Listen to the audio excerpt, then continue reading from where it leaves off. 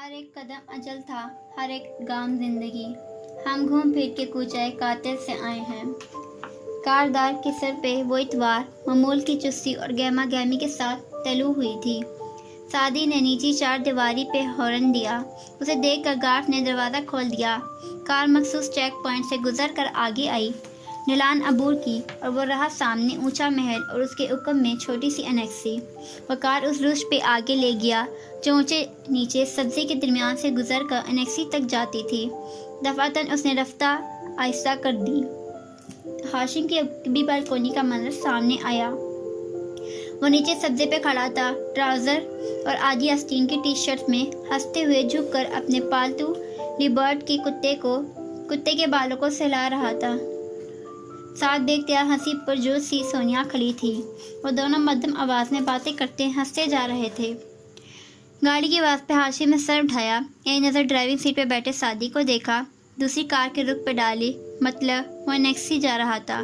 फिर मुस्कुराकर सीधा हुआ, हल्का सा हाथ हिलाया। सादी ने जवाब में बिना मुस्कुराए दायां हाथ उठाया, पेशानी के करीब ले जाकर सर को खम दिया।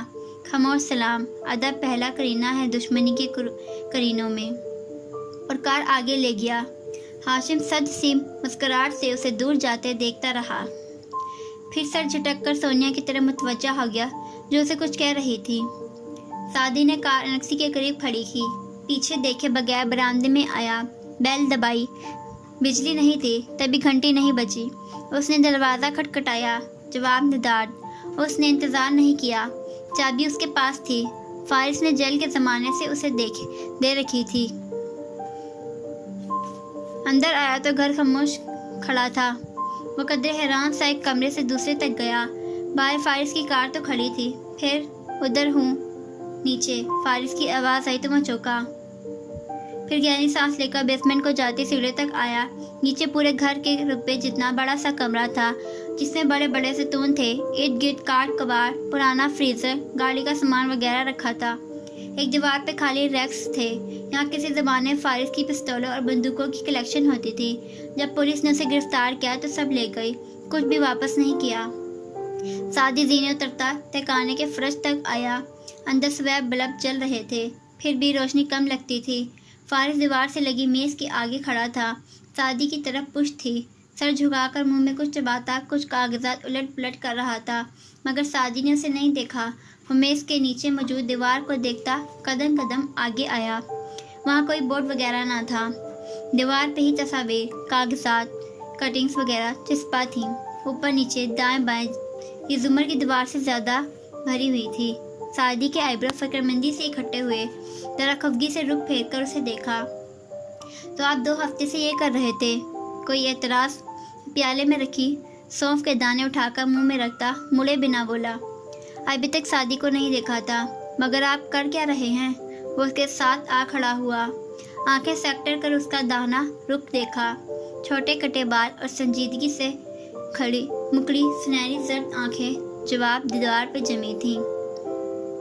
जो सारी जिंदगी किया है तफ्शीश। वो सुर्ख मार कर लेकर दीवार तक गया, एक कटिंग चस्पा की और मार्कर से ऊपर सवालिया निशान बनाया।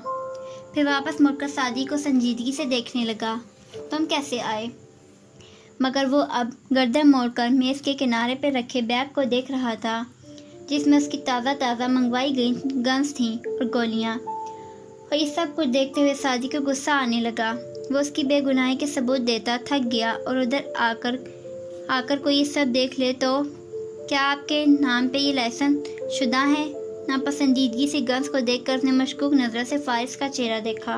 नहीं, अगर गिरफ्तार करना है तो कर लो, तल्खी से कहता वो मेज़ तक वापस आया और कागजात उठाकर दूसरी तरफ रखने लगा। सादी ने बेबसी से उसे देखा। 1.5 साल पहले मैं यही कर रहा था, मगर ये तशरीह आपको कहीं नहीं लेकर जाएगी। उसके आगे बंद गली है। तो फिर तुम मुझे सिखा दो कि तफ्तीश कैसे करते हैं। मैं सारी क्लासेस अटेंड करूँगा। नाक से मक्खी उड़ाता वो असर लिए बिना बोला। सादी उफ करके रह गया, फिर घूम कर उसके सामने आया। अगर आपको पता चल भी गया कि ये सब किसने किया है तो आपने इसलिए लिया है ना, ताकि उसको जाकर गोली मार दें। तुम खून के बदले खून पे यकीन नहीं रखते? बिल्कुल रखता हूँ, मगर इंतकाम लेने के भी तरीके होते हैं। آپ اس کو مار دیں گے، کل کو اس کے خاندان والے کسی اور کو مار دیں گے اور یہ سائیکل آف ریونج کبھی نہیں ختم ہوگا۔ اس نے فکر مندی سے سمجھاتے ہوئے آہستہ سے فارس کی کوہنی تھامی۔ ماموں ہم ان کو سزا ضرور دلوائیں گے مگر قانونی طریقے سے، اس طرح سے نہیں۔ فارس تیکھی آنکھیں کر کے اسے دیکھتا رہا۔ اور ان میں کون شامل ہے، وضاحت کرو گے؟ سعدی نے کوہنی چھوڑی، پیچھے ہوا، تھوک نکلا، ذرا سے شانے اچکائے۔ مجھے کیسے پتا ہو سکتا ہے؟ یہی تو پوچھ رہا ہوں، جو تمہیں پتا ہے وہ کیسے پتا ہے؟ سعدی نے ٹھہر ٹھہر کر نظر ملائے بنا دیوار کو دیکھتے ہوئے جواباً کہا، میں جواب دینے سے انکار کرتا ہوں، اس بنیاد پہ کہ میرا جواب مجھے مرتکب جرم ثابت کر سکتا ہے۔ اور کم آن، تمہیں یہ استثناء قانون شہادت آرٹیکل 15 کے تحت حاصل نہیں ہے، وغیرہ وغیرہ۔ مجھے پتا ہے، وہ مسکرایا۔ فارس نے واقعہ ایبرو اٹھا کر تعجب سے اسے دیکھا۔ سعدی نے کندھے اچکائے۔ زمر پھپھو کا بھتیجا ہوا کہ اتنا قانون تو مجھے بھی آتا ہے۔ فارس کے تاثرات قدرے پترا گئے، وہ سنجیدہ سا واپس مڑ گیا۔ سعدی کی مسکراہٹ مدھم ہوئی۔ کیا ہوا؟ جو تمہاری پھپھو نے میرے ساتھ کیا وہ میں نہیں بھولا، اس لیے بہتر کہ ہم اس طرف نہ جائیں۔ چائے پیو گے؟ سعدی کا دل بری طرح دکھا مگر اس نے لب کھول کر بند کر لیے، پھر سر ہلایا۔ جی پیوں گا، اور کرسی کھینچنے لگا۔ اوپر کچن میں سامان رکھا ہے، بنا لو 2 کپ، میرے بھی، چینی نہ دہو۔ وہ جو بیٹھنے لگا تھا رکا، ناراضی سے اسے دیکھا اور بہت اچھا کہہ کر سیڑھیوں کی طرف بڑھ گیا۔